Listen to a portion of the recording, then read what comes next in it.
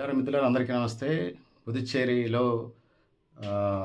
చిన్న రాష్ట్రం అది కేంద్రపాలిత ప్రాంతం. యానాం పాండిచ్చేరి అంటారట్టుంది. 16, 18 వచ్చినాయి. 30 ఎమ్మెల్యే సీట్లకి 18 వచ్చినాయి. ఇక కాంగ్రెస్ ఉందా? ఒక 6 ఒకళ్ళకి, ఒక 6 ఒకళ్ళకి, ఇతరులకు ఒక 6, కాంగ్రెస్కి ఒక 6 వచ్చినట్టుగా కనపడతా ఉంది. సో ఈ చిన్న రాష్ట్రం. సో చిన్న రాష్ట్రం 30 నుంచి 50 లక్షల మధ్య ఓటర్లు ఉన్నట్టున్నారు. సో ఇది పరిస్థితి. సముద్ర తీరానికి బేస్డ్గా ఈ జీవన విధానం ఉంటుంది ఇక్కడ. సో ఇది పరిస్థితి. సో 30 స్థానాల్లో ఎన్ఆర్ కాంగ్రెస్ 18, అంటే ఎన్ఆర్ కాంగ్రెస్తో 18 అంటే ఎన్డీఏ కూటమిది. కాంగ్రెస్ 6, టీవీకే 2, ఇతరులు 4 గెలిచారు. పుదుచ్చేరి అసెంబ్లీలో ముఖ్యమంత్రి ఎన్ రంగస్వామి నాయకత్వంలో ఎన్ఆర్ కాంగ్రెస్ కూటమి అధికారాన్ని నిలుపుకుంది. 30 స్థానాల్లో అసెంబ్లీ ఎన్నికల్లో ఎన్ఆర్ కాంగ్రెస్ కూటమికి, అంటే ఎన్డీఏ కూటమికి 18 స్థానాలు వచ్చినాయి. కాంగ్రెస్ కూటమికి 6 స్థానాలు వచ్చినాయి. విజయ పార్టీ, టీవీకే పార్టీకి 3 స్థానాలు, ఇతరులకు 3 స్థానాలు వచ్చినాయి.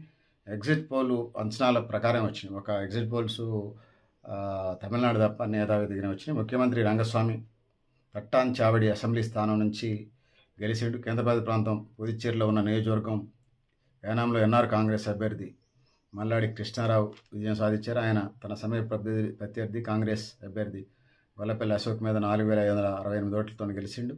ఎన్నికల్లో మల్లాడికి 19,863 ఓట్లు, అశోక్ 15,295 ఓట్లు వచ్చినాయి.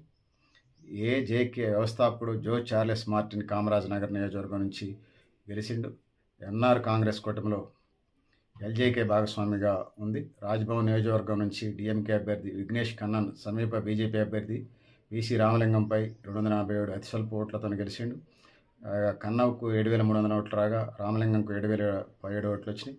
సీనియర్ బీజేపీ నాయకుడు మన్నాడిపేట నియోజకవర్గంలో నామశివాయం తన సమీప కాంగ్రెస్ అభ్యర్థి టీపీఆర్ సెల్వం మీద గెలిచిండు.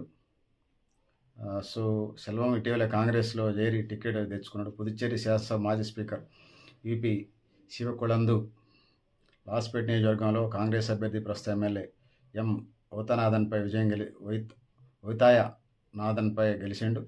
విలియనూరు అసెంబ్లీ నియోజకవర్గంలో ఎన్ఆర్ కాంగ్రెస్ అభ్యర్థి పి రవికుమార్ పుదుచ్చేరి రాష్ట్ర డిఎంకే కార్యదర్శి ఆర్ శివపై గెలిచిండు. ఉప్పళం నియోజకవర్గంలో ఏఐడిఎంకే పుదుచ్చేరి రాష్ట్ర కార్యదర్శి ఏ అన్నంగళన్ మీద విజయం సాధించిండు. డిఎంకే సిట్టింగ్ ఎమ్మెల్యే అనిబాల్పై కెనడీని ఓడించారు. సో ఇది పుదుచ్చేరి ముఖ్యమంత్రిగా రంగస్వామి మచ్చలేని నాయుడిగా పేరుంది.